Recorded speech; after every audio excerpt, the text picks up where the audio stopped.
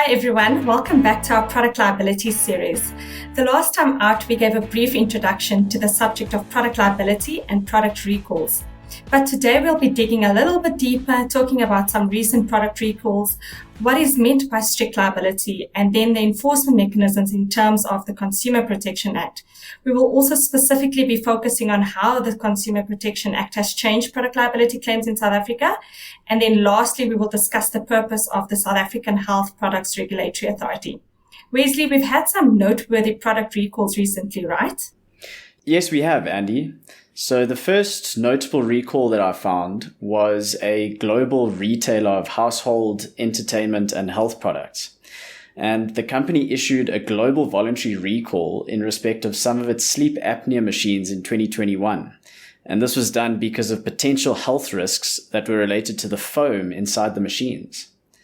The second one that I found was in 2022, where a large food retailer recalled its baby powder products as a precautionary measure after traces of asbestos were found in some samples. And then the one that I found to be the most peculiar, a global chocolate manufacturer recalled some of its chocolate bars because it was possible that they may have contained glass pieces in the packaging. Another interesting one that I came across, Wesley, was when a particular retailer recalled a specific batch of canned tuna products owing to possible defects in tuna cans. The retailer's recall was done out of caution because they suspected that some of the cans may have had defective double seams. Sure, guys. What always strikes me is how diverse these industries are and the industries that can actually be affected by product recalls.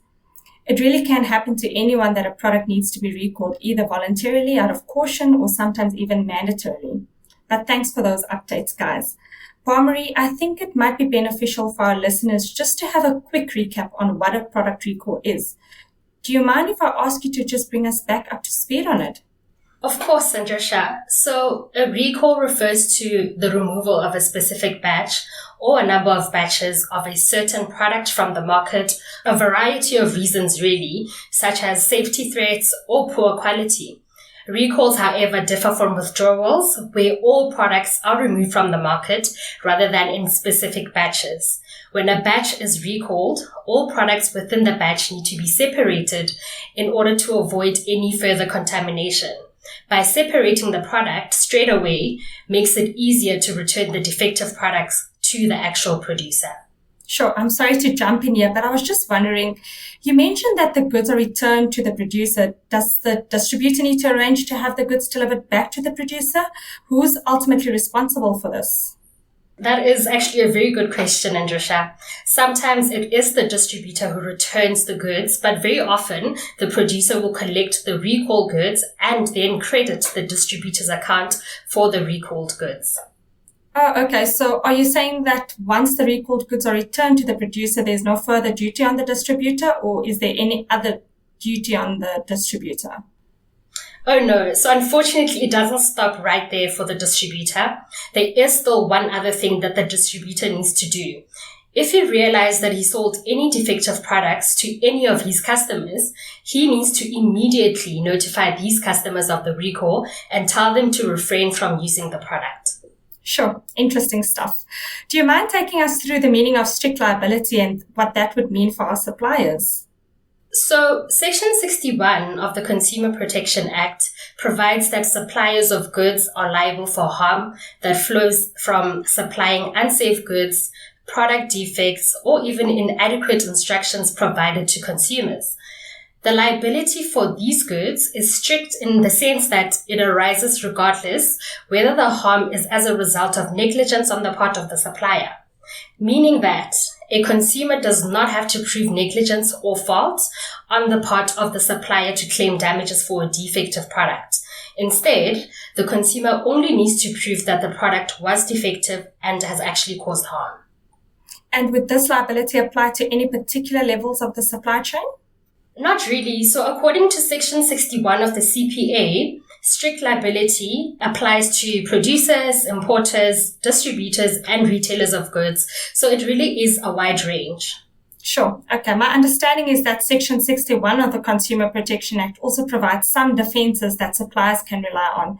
Do you mind talking us through these defenses that are available? So suppliers alleged to be liable for product defects have 4 defenses available under Section 61. Firstly, if the product was defective or unsafe as a result of the supplier complying with the public regulation, then that supplier is shielded from liability. Secondly, if the defect was absent at the time of supply, then the supplier is protected. So an example of this would be when a box of goods leaving a wholesaler to a retailer and ultimately landing in the hands of a consumer in a defective condition. If the goods were without defect when they left the wholesaler, but subsequently became defective, say when the consumer eventually purchases the product, then the wholesaler can then not be held liable. So then what happens in a situation where, let's say, I am a supplier or a wholesaler and I give someone else in the supply chain, let's say the courier I use to deliver my product, I give my courier certain instructions regarding the product. So for example, this product must be stored in this temperature, or it must be handled in this way for the product to remain safe for consumers. And then it turns out that I actually gave bad instructions. In other words, the courier followed my instructions to the T, but the product still becomes effective because the instructions I gave were incorrect or inaccurate. Will I still enjoy the Section 61 defense against any liability on my part as the wholesaler? Great question, Wesley. So in those cases, Section 61 provides the supplier or the wholesaler with the opportunity, or actually the fact that they cannot enjoy the defense of absence of any defect having been present in the product at the time of such supply. So rather it is the other party, so the courier in our case, who enjoys protection from liability in those circumstances.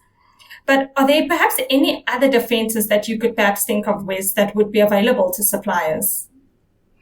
Yep, Andy, I can. So a third defense available to distributors and retailers is that no liability arises if the defects are not reasonably discoverable.